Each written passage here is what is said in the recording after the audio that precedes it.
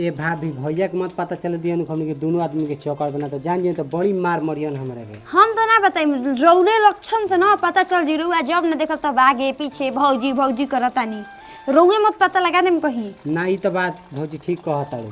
अच्छा ठीक बा जा तनी हम भैया तनी आवे वाला हुई ड्यूटी से खाना बना देवे के हुई। ठीक बा जा। ठीक बा।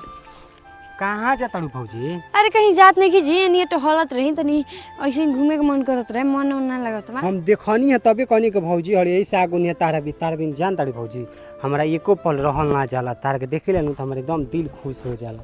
हमरो ना रहल जाला लेकिन समाज देख के अभी राउर भैया अगर देख ले गलती से भी ना तो मार के तरोगे जानते भी नहीं कि क्या करी है।